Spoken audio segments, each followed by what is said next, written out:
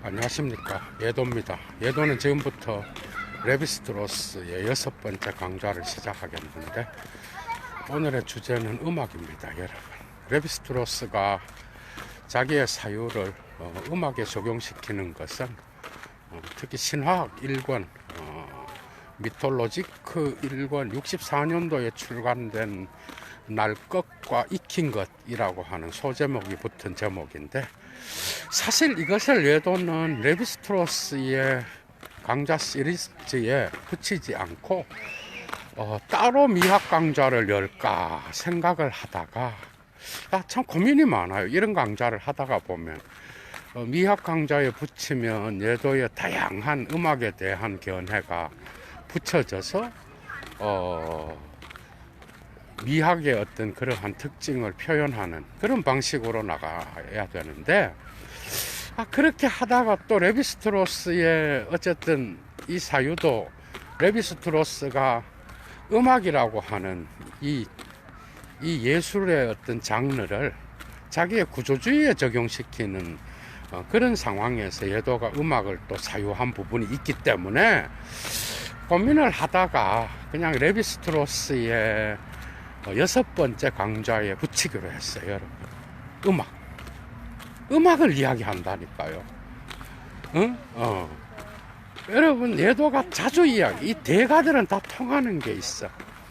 이 음악, 폴 발레리라고 하는 시인들은 음악으로부터 자기의 정당성을 획득해야 된다라고 이야기하거든요. 그러니까 음악은 어찌되었건 많은 지성인들에게 중요한 장르로서 많은 지성인들이 그 음악으로부터 영감을 얻는 경우가 많아. 그건 부인할 수 없는 사실이에요. 세계적인 신학자였던 칼 바르트 역시도 자기의 그 글을 쓰거나 영감을 받을 때 모차르트를 많이 들었고, 그리고 음악을 들으면서 뭔가 새로운 어떤 그러한 그 삶의 그러한 힘을 얻는 경우가 많아. 그거는 부인할 수가 없어요. 그런데 레비스트로스는 이 음악을 어떻게 표현하는가 하면은 시간을 제압하는 기계라 그래요. 시간을 제압하는 기계라는 게 뭐죠? 여러분, 이미 구조주의가 나오잖아. 구조주의의 중요한 거는 통시적인 것들을 공시적인 어떤 공간의 차이에 의하여 해석하는 방식으로 나가잖아. 그죠? 그런 관점에서 음악은 어찌되었건 통시적인 것과 관계하기보다는 공시적인 것에 관계한다는 게 맞는 이유가, 그것이 인간의 무의식을 자극하기 때문에 그런 거야. 그거는요, 독특한 거야. 이거는 예도가 생각을 많이 해봤어. 이 강좌를 하기 전에. 그러니까 음악은 분명히 자연으로부터 인간이 음악을 만들어내는 경우도 있지만 인간의 독특한 어떤 그러한 문화적 산물이거든요. 여러분 봐봐, 피아노, 그 다음에 나팔, 그런데 이제 그런 것들이 많은 동물의 어떤 뿌리라든지 이런 걸로 만드는 경우도 있고, 그 다음에 또 자연 산물을 이용해서 악기를 만들었어. 그런데 이 소리라고 하는 것을 통하여 인간은 자기의 어떤 의사소통을 하는 도구로서 그 원시시대 때부터, 그죠? 문화가 아주 발달되기 이전의 시대로부터 음악은 있었다라는 거예요. 이 음악은 어찌되었건 도구가 있어야 돼요. 그 문화의 창조물이에요. 그러니까 순수한 자연물을 인간이 거기에 사유를 통하여 덧입혀서 음악을 창조한 것도 있지만, 음악의 발달의 상황을 보면은 이것은 자연에서 가만히 있는데 그런 소리가 나나, 여러분? 그렇진 않잖아. 그러니까 이건 문화의 산물인데, 이 문화의 산물을 레비스트로스가 시간을 제압하는 기계로서 구조주의를 분석하는 핵심적인 어떤 장르로 갖고 오는 것은 다른 의미가 아니라 인간의 무의식과 관계한다라는 거예요. 이해가 돼요?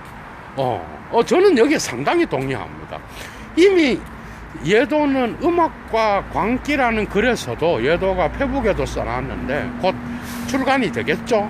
이런 것들이 다 정리가 돼서 거기서도 이미 예도는 니체의 디오니소스의 개념이 그게 주신들이고, 주신들이 술을 처먹고 그냥 가만히 있어서 막 춤추는 게 아니잖아.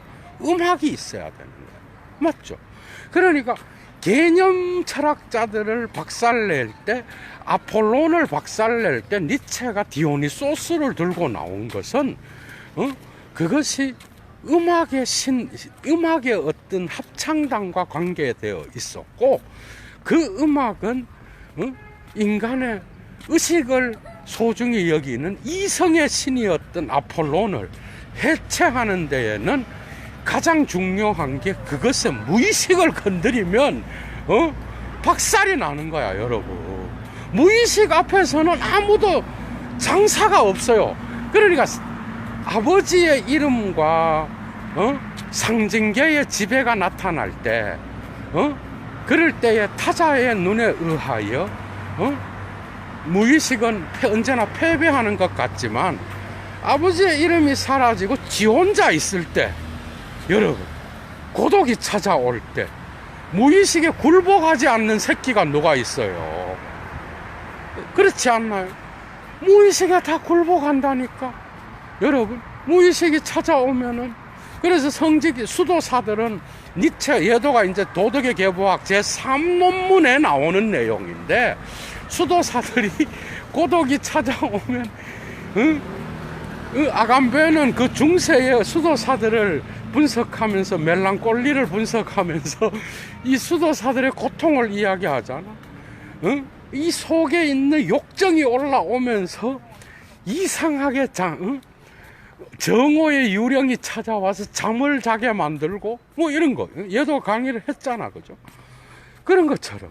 그래서 자기 자신을 채찍으로 때리고 막 이런다고.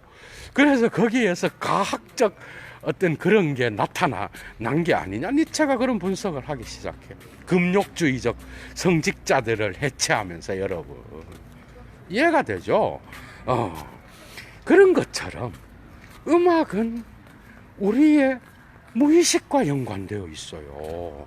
그러니까 레비스트로스가 볼 때는 이것은 로만 야콥슨의 유아가 모음과 자음을 발음하면서 나타나는 음성학에서 그 언어를 끄집어낸 것만큼 중요한 게 음악이라고 본 거야. 음악은 결코 신화의 장르와 같이 가는 거지, 역사의 장르와 같이 가는 게 아니야. 맞죠? 음악을 역사에 적용시키는 어리석은 자가 누가 있겠어요, 여러분.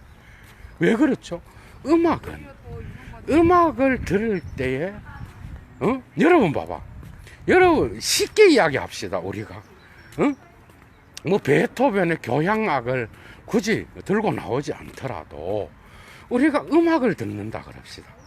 음악을 들으면 춤을 추고 왜 몸을 움직이고 미친놈처럼 그러는지, 그럼 분위기를 바꿔놓는 것도 있지만, 인간 안에 갖고 있는 무의식이 뭐죠?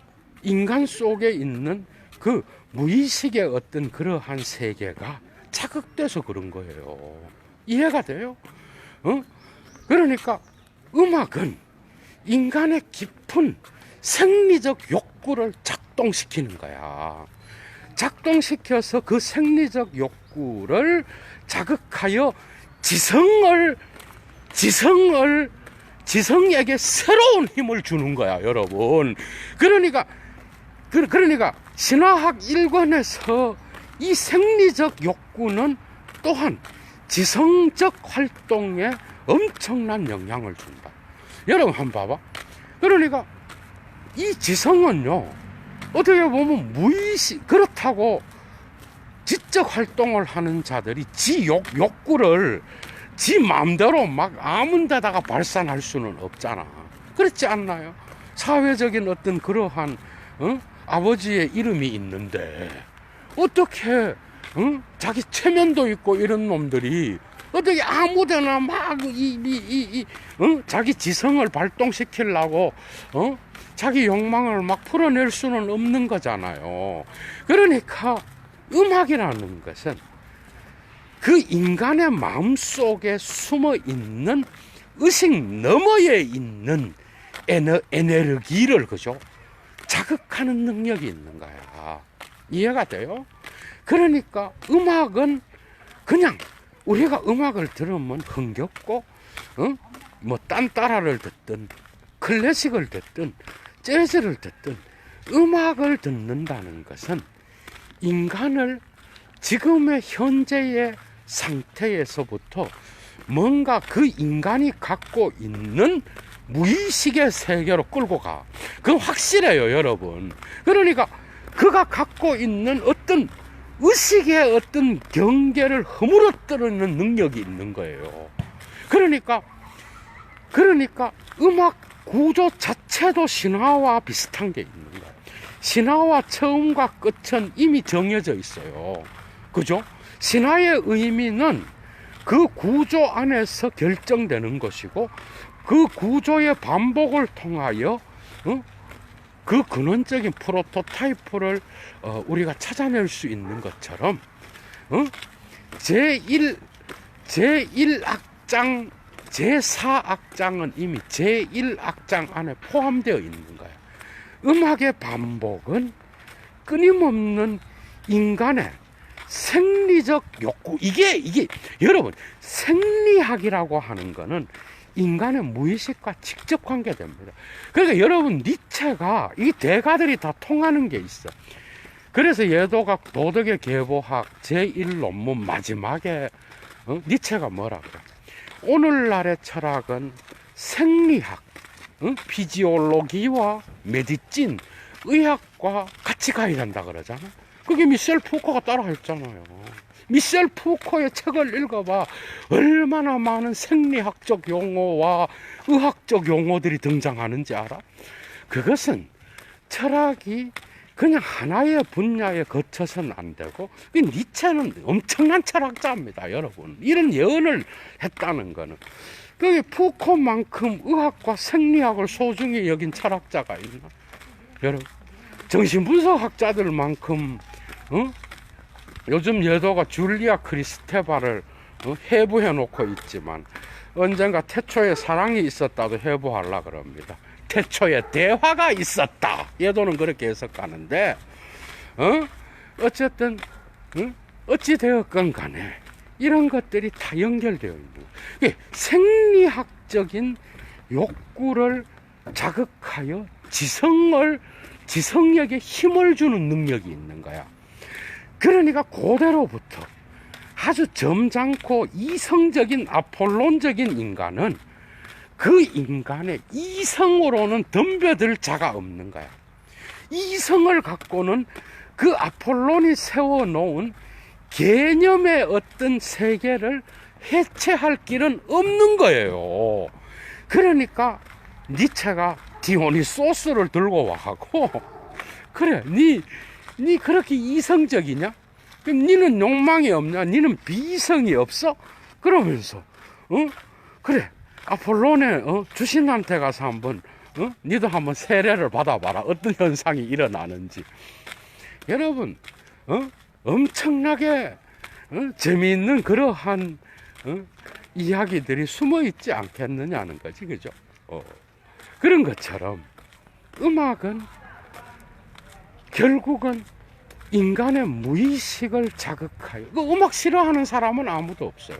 음악에 조예가 없는 사람은 있어도 예도처럼 음악을 싫어하는 자는 없어. 그 여러분 봐봐, 여러분 신기하지 않나요?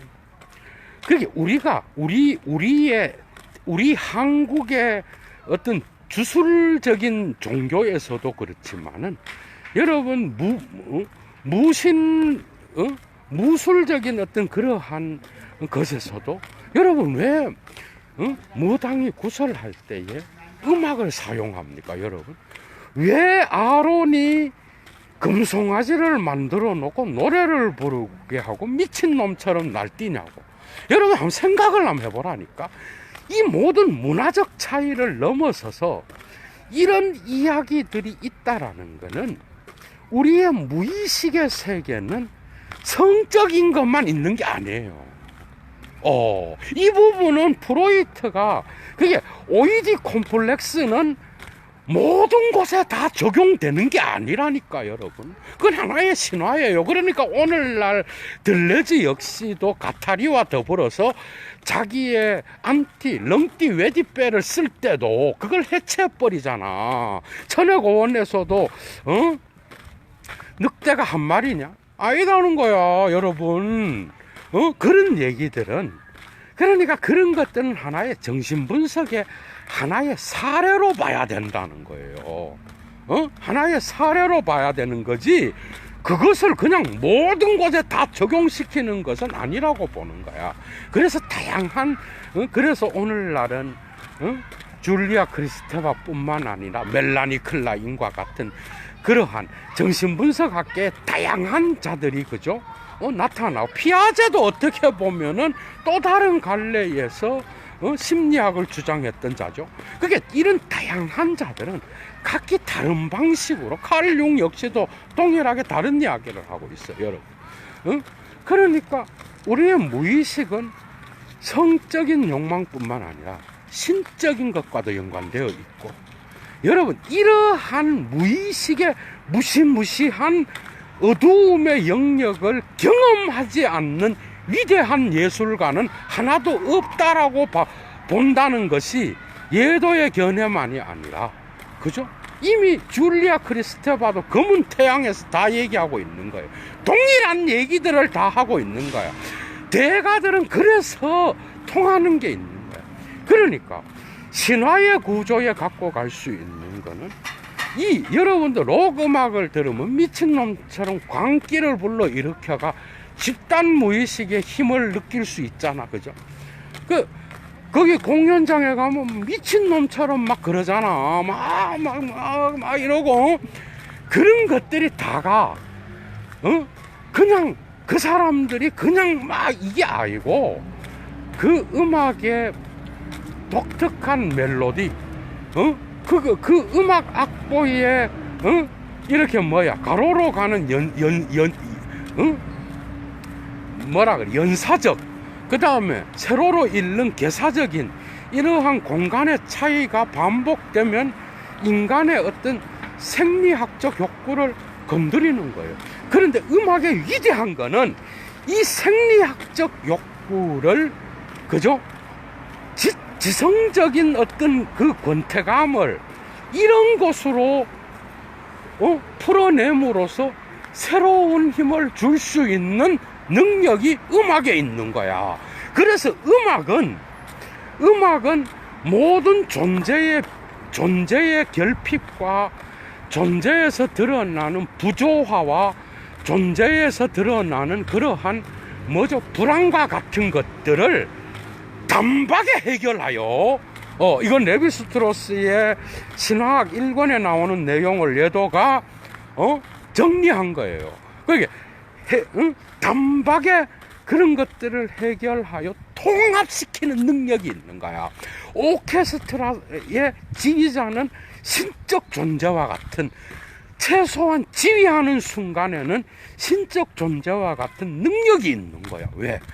그 음악이라고 하는, 음악이 진행되는 그 순간에서만큼은 그는 비존재를 존재로 바꿀 수 있는 그런 능력을 부여받은 거예요, 여러분. 그래서 폴 발레리는, 모든 시인은 음악으로부터 정당성을 부여받아. 여러분들 봐봐. 니체 이전에도, 그러니까 니체와 쇼펜하우어가 프로이트 이전에 음악 무의식에 대한 이야기를 아무리 많이 했어도 그대로부터 시인들은 이미 무의식을 이야기했다니까, 여러분. 그런데 프로이트가 다른 것은 그 무의식을 과학으로, 시행스로 끌어올려 놨다라는 거야. 그게 비센 샤프트로 만들어서 그 무의식이 연구의 대상이 되고, 그 연구를 통하여 실제적인 임상 실험으로 들어가게 됐고, 그 사례들을 통하여 치료의 효과가 나타났고, 그래서 무의식의 정신 분석은 과학이 되었다라는 거. 그게 다른 거죠. 그런데 그 전에 니체와 철학에서 쇼펜하우어가 무의식을 주제로서 자주 이야기를 하기 전에도 이미 시인들은 무의식에 대한 이야기를 밥 먹듯이 했다라는 거야. 이해가 되죠? 아니, 서양 시인들만 그렇겠어요. 그러니까 오늘날 자본주의 시인들이 아무리 돈에 환장을 내서 자본주의 인간들한테 맞도록 시를 써도 그의 시 안에 인간의 무의식을 자극하는 게 없는 시인은 시인이 아니에요, 여러분. 이해가 돼?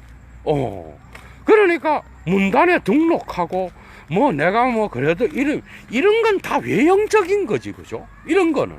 그런데 그가 진정한 시인이면 인간의 무의식 속에 숨어 있는 그런 것들을 의식의 단어로서 자극하고 풀어내고 그 속에 응어리진 억압된 것들을 발견하도록 하고 거기에서 나타나는 치료 효과까지 일으킨다면 그거보다 더 위대한 시인은 없는 거죠. 시인 역시도 이미 음악과 미술도 그래, 미술도 무의식의 영역과 관계되어 있어요, 여러분. 그러니까 예술가는 그래서 문화의 경계에 있는 자야. 문화를 지키고 이 사회가 도덕을 이야기하면서 아버지의 이름을 높이고 이 사회가 그러면서 자기의 기존 질서를 유지하려고 하고 상징계의 이 질서를 유지하려고 할 때에 시인들은 코웃음 쳐야 돼요, 원래는. 이해가 돼요? 얼마나 여러분들 봐봐, 아방가르드 시인뿐만 아니라 모든 위대한 예술가는 그 시대의 정치를 앞서갔다니까, 여러분. 그 시대에 인간의 어떤 그러한 근본적인 자유라든지 인간의 근원적인 어떤 권리를 침해했을 때 그들은 바로 일어나서 저항한 게 시인들이야, 여러분. 물론 그것이 혁명기에 그럴 가능성이 많았죠. 그래서 플라톤이 자기의 대화편에서 그리고 있는 예술가는 거세된 예술가인 경우가 많아, 여러분. 예술가는 오히려 시대를 앞서간 자들이었고 금기를 위반한 자들이었고 그 금기의 위반의 영역에서 아버지의 이름이 거세한다라고 하는 공포를 줄 때도 그들은 두려워하지 않았어요, 여러분. 이해가 돼요? 그러니까 줄리아 크리스테바의 사유 안에서 보면 뭐야? 예술가들이 경계의 선자야. 그래서 시적 언어의 혁명이라 라 레볼리시옹 뭐죠? 디 렁가조 포에티크. 그러니까 시적 언어의 혁명이라는 그 작품에서 그 아방가르드 시인들을 이야기하지만 사실은 그들의 혁명적 그런 능력은 그들은 언제나 경계에서 있는 자들이었어. 이해가 돼요? 그래서 책 한 권 나오면 오만 페북에다가 도배질을 하고 그래서 내가 이런 수준이 아니란 말이야. 내가 이런 이름인 이런 급이 아니고 그 시대에 그러한 자유와 인간의 진정한 평등과 그리고 자본주의 질서가 인간을 억압할 때에 그들은 그 경계에서 자본주의의 타부를 넘어서서 그죠? 언제나 저항하는 자들이었어. 그게 위대한 예술가들이었단 말이야, 다가. 여러분, 고갱이 미쳤어. 그 좋은 유럽의 문화를 버리고 왜 섬에 가서 그 미친 지랄을 하면서 그림을 왜 그렸겠냐고, 여러분. 여러분, 그 색은, 그러니까 고객만큼 구조주의를 실현한 예술가가 없어요. 여러분, 그 색깔을 봐봐. 그 원주민들을 그린 그 그림의 색깔을 봐봐. 그것이 배불러 터진 유럽에서는 나올 수 있는 작품이 아니에요. 그런 것들은 이해가 돼요?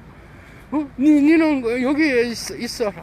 그러면서 그는 뭐 병 들어갖고 그 뭐야 이런데 욕창이 나고 이래도 그 모든 것들을 견뎌내면서 결국은 자기는 자본주의적으로는 하나도 누리지도 않고 그림 몇 개 팔라고 지랄을 했단 말이야. 그러다 나중에는 쓸쓸하게 거기에 있는 가톨릭 신부들이 그 예술가를 미친놈으로 몰았단 말이에요, 여러분. 매도는 이 고갱 이야기는 사실 독일어 원서로 읽었어요. 독일에서 그 그림 딱 나오고 거기에서 싸우다가 결국은 지 죽고 나서 지 그림이 유명해진 거야, 여러분. 죽기 전에도 물론 좀 이름이 알려졌지만 결국은 죽고 나서 더 이름이 오늘날처럼 막 이렇게 확 알려지게 되었다라는 거죠. 니체도 뒤지기 전에 책 몇 권 팔았어요, 여러분. 그런 논리는 통하지가 않는다는 거야. 오늘날의 우리의 관점에서 보는 것은 그것은 예술을 이해할 수 있는 그런 새끼가 없는 거죠. 그러니까 그림 그려놓고 화려한 옷을 입고 전시에 나가서 패션 쇼를 하든 뭐든 그런 건 다 2차적인 거죠. 예술가는 예술의 혼을 잃으면 예술가가 아닌 거예요, 여러분. 이해가 돼요? 여러분 한번 봐봐. 여기 기독교인들 얘도 강좌 많이 들어. 여러분들 봐봐. 여러분들이 무슬림들보다 무슬림들 막 우리나라 무인들 보고 막 손가락질하면 개지랄 떨잖아. 미친 새끼들이야. 내가 하나만 얘기하면 여러분들 그들이 손님을 받고 접할 때에 얼마나 많은 기도를 하고 그가 모셔놓은 신 앞에 엄청난 정성을 들여서 자기는 그게 프로라고, 프로. 그런데 오늘날 개신교나 성직자들 그만큼 기도해요, 여러분?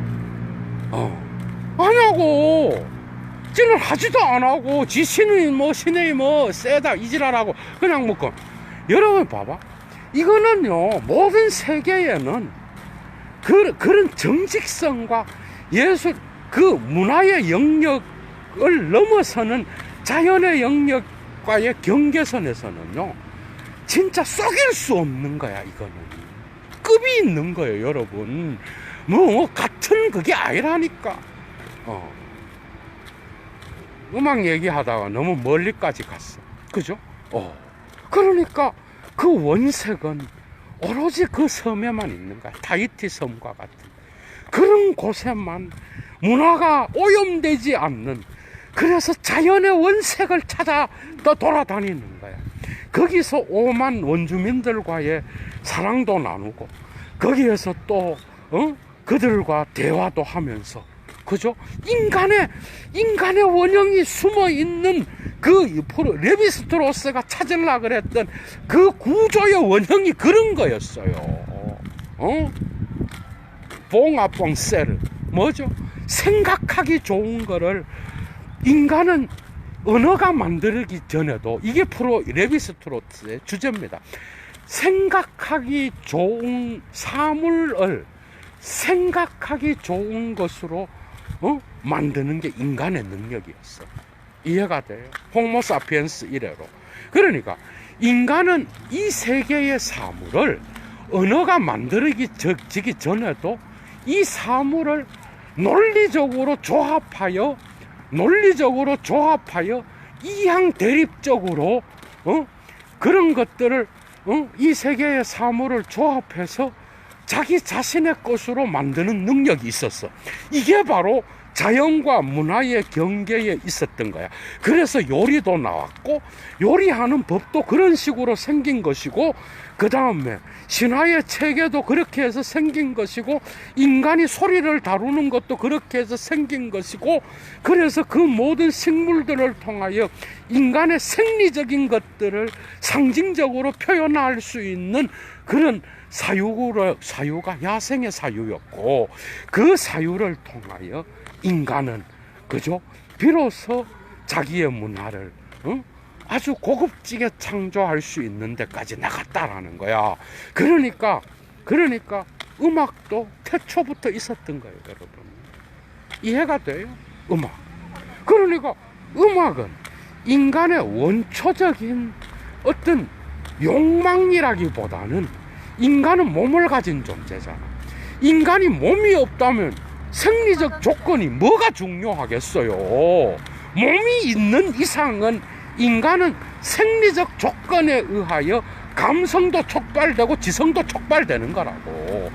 그 생리적 조건과 지성의 결합 지점을 기가 막히게 파고들어서 음악이 그 빈 공간을 채워주는 거야.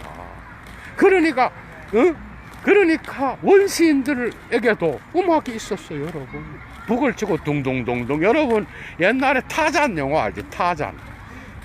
영화가 아니고 드라마, 그걸 주말마다 어렸을 때 예도는 흑백 TV 보면서 그 타잔을 한번 보려고 온 동네 사람들이 모여드는 그 마을 해관에 가서 타잔을 봤던 기억이 난다고, 여러분. 그게 그거 보면은 이건 봐봐, 원시인들이 막 둥둥둥 막 치잖아. 그것만 영화에 한두 군데 나와요. 식인의 어떤 그런 그리고 토템으로부터 나오는 종교 의식이라고. 모든 곳에 그렇다고 고등 종교로 가면 음악이 없나, 여러분? 모든 종교에는 음악이 있었어. 근데 이 음악은 이상하게도 인간의 생리적인 것을 자극하여 인간의 지성을 정화시키는 능력을 가졌다고 본 거야. 그러니까 그런데 이제 모든 음악이 그렇냐? 그건 예도가 그쪽으로는 전문가가 아니에요. 뭐 모르는 걸 모른다 그러지. 그것까지는 모든 음악이 인간에게 좋은가? 뭐 예도가 뭐 실험을 해봤어야 알지. 그런데 음악은 어쨌든 인간의 그러한 깊은 그죠? 내면을 자극하는 거야. 그래서 그 안에서 연사와 개사가 있고, 신화의 구조와 같이 끝이 이미 시작 속에서 포함되어 있고, 그 구조는 인간이 생각하기 좋은, 그죠? 봉아봉셀, 생각하기 좋은 것을 만들어서 이 문화를 창조했듯이 요리를 하고, 그죠? 독특한 이야기 하나 해줄까? 여러분 야생의 사고에 보면은 재밌죠? 재밌잖아. 이런 거 얘기로 들어야 재밌어요. 야생의 사고에 보면은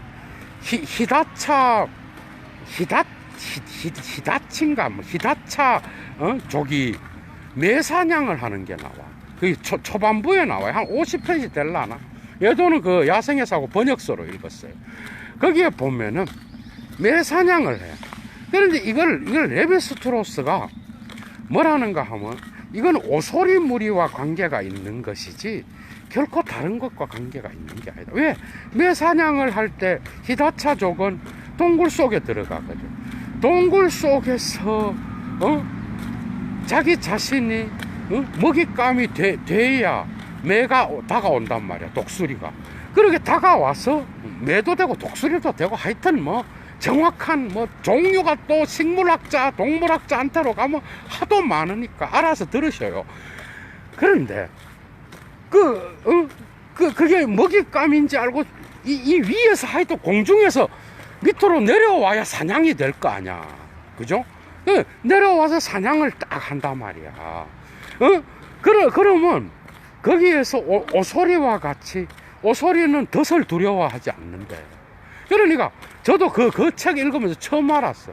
덫을 두려워하지 않고 인간은 오소리와 같이 거기에서 매의 먹잇감처럼 보여야 거기에서 매가 쏟고 내려와서 이렇게 기웃거리다가 인간이 손으로 확 잡아버린다는 거야.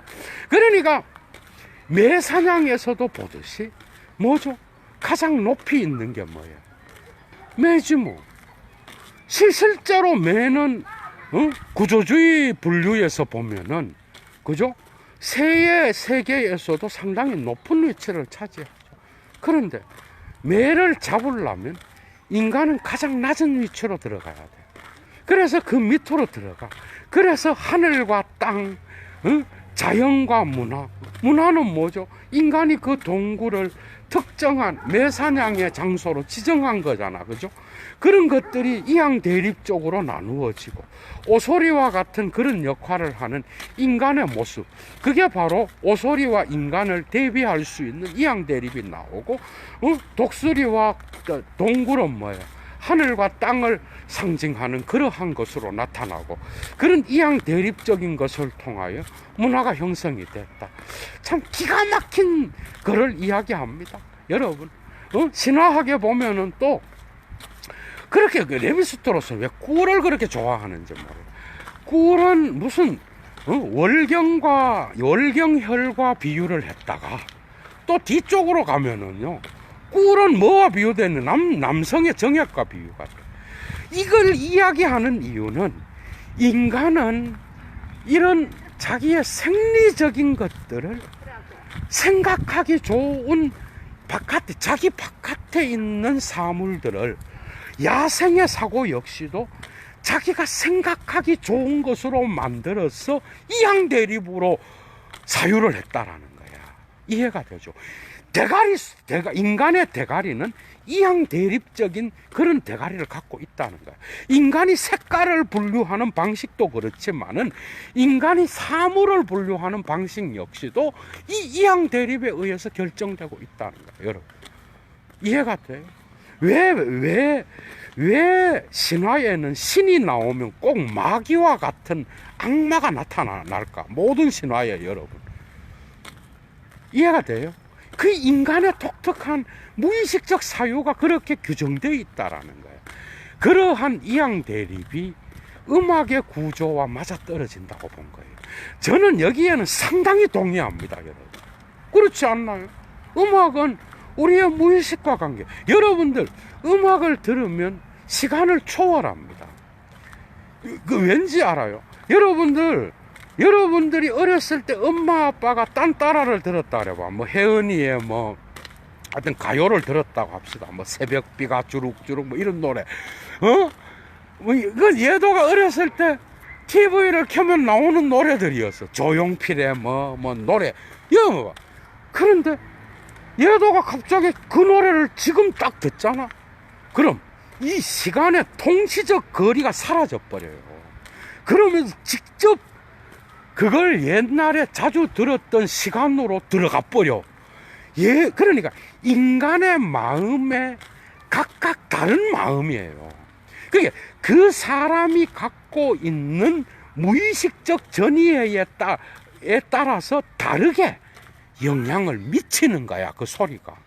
그래서 인간의 마음에 생각하기 좋도록 이양 대립적으로 사유된, 그래서 프루스트의 잃어버린 시간을 야생의 사고 거의 마지막 장에서, 마지막 전전인가 그래요. 그 프루스트의 잃어버린 시간을 되찾은 시간으로 해석할 수 있었던 거야, 여러분. 이해가 돼요? 여러분, 엄청 도움이 되죠.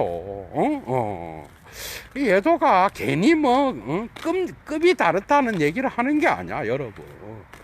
여러분 봐봐. 그러니까 그 음악을 들을 때 그 인간은 그게 모차르트나 베토벤의 음악을 들으면 그 음악이 여러분들과 나를 자극하는데 다른 영향을 미친다고. 똑같은 영향이 아니라니까. 음악을 듣는 자의 마음이 어떤 방식으로 이항 대립이 지정돼 있었는지에 따라서 그 마음의 심성에 근원적인 바탕을 자극하는 거야, 여러분. 그러니까 예도는 그 노래 만약에 우리 엄마가 좋아했던 조용필의 노래라든지, 그리고 엄마가 좋아했던 찬송가 저 높은 곳을 향하여 이런 거 듣잖아. 그러면 그 시절이 딱 생각이 나는 거야. 시간을 초월해 버려요. 시간을 제압해 버리는 거야, 여러분. 제압해서 무의식의 공간 속으로 들어가 버려. 그러니까 역사의 시간 이런 것들이 다 해체돼 버려요, 여러분. 음악은 맞잖아. 그래서 종교 의식의 음악은 뭐야? 인간을 신 앞에 직접 세워버려요. 그렇지 않나요? 그죠? 그런데 이제 문제는 그 음악으로, 이 음악이 또 비판받아야 되는, 히틀러가 이 음악을 또 이용한 거 아니야? 여러분, 많은 성직자들이 특히 옛날에 개신교 부흥회, 여러분 부흥회 다녀본 사람 알지? 얘도도 부흥회 막 엄마 아버지한테 뒤질까봐 가서 막 참석하기도 하고, 막 얘도도 막 흉내도 막 내고 그랬다고. 그러다 어여다 보면 목사는 안 되고 철학자가 됐다고, 얘도가.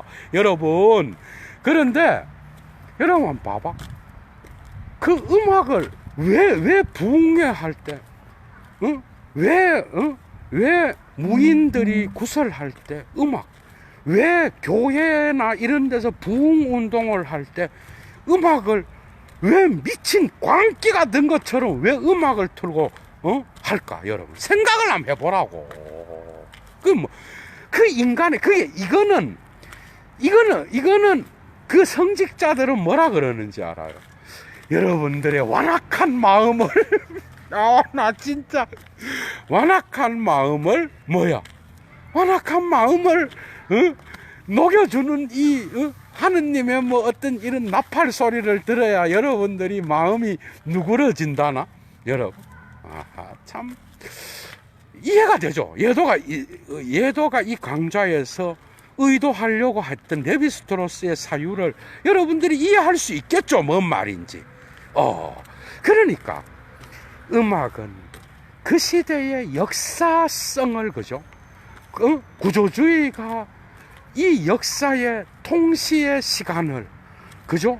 제압하는 공시의 차이를 강조하듯이 음악 역시도 이러한 크로니컬한 시간의 의식을 인간의 무의식의 공간으로 해체버리는 그런 능력. 그래서 인간은 음악을 들으면서 자기 자신의 지성도 갱생하는 거예요. 이해가 돼요?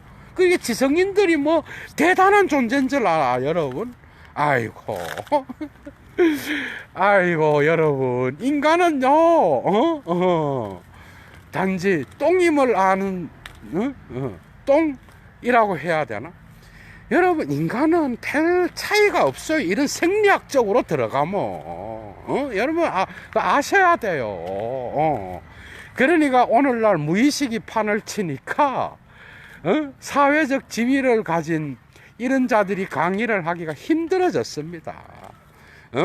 오늘날 지적은 무의식의 락강을 모르고는 해석을 할 수가 없어. 예도는 줄리아 크리스테파까지도 해놨잖아요, 여러분. 그런 게 있는 거야. 그래서 폴 발레리가, 그죠? 시인들은 음악으로부터 자신들의 정당한 권리를 회복해야 된다. 위대한 말이죠, 여러분. 참, 여러분, 이런 이야기들은 참 마음속에 박히는 거야, 그죠? 그래서 프로이트나 락강보다, 니체와 쇼펜하우어보다 더 이른 시기에 시인들은 이미 인간의 무의식을 노래했다라는, 모든 아름다움과 모든 추함이 집중되어 있는 인간의 무의식, 그리고 인간의 무의식을 집약해 놓은 집단적 무의식이라고 하는 그 원형 속에는 음악의 어떤 이러한 공시적 체계가 그죠 존재하고 있었다라는 거. 레비스트로스 역시도 그래서 자기의 부모가 예술가였던 것처럼 그 역시도 음악을 좋아했고, 아도르노 역시도 음악을 좋아했다. 피아노를 그래 잘 쳤답니다, 여러분. 어쨌든 그래서 레비스트로스는 자신의 구조주의 인류학에서 로만 야콥슨 못지않은 자리에 음악을 위치시켰다라는 거. 여러분 반드시 기억하시고, 우리 인간의 원초에는 내가 이제 예도가 이제 정리해서 레비스트로스의 구조주의를 이야기하자면, 인간의 태초에는 구조가 있었다. 인간의 태초에는 언어가 있었다. 또 한마디로 인간의 태초에는 예술이 있었다. 그리고 그 태초에는 줄리아 크리스테바적으로 보면 엄마의 몸이 있었다. 여러분, 우리의 이드가 있었다. 그 이드는 성적 에너지로 구성되어 있었다. 프로이트죠. 레비스트로스는 거기에는 신화가 있었고 음악이 있었다. 이해가 되죠. 친족 구조가 있었고 토템이 있었고 인간의 생리학적 본능을 지배했던 그러한 다양한 요소들이 사물을 생각하기 좋은 것으로 분류할 수 있는 이항대립적 체계가 있었다라는 거. 이런 식으로 정리해 볼 수가 있을 것 같습니다. 재밌었죠, 여러분? 예도는 물러갑니다. 오늘 강좌는 참 미약 강좌로 올려야 되는데 어쨌든 좋은 저녁 되십시오. 추스.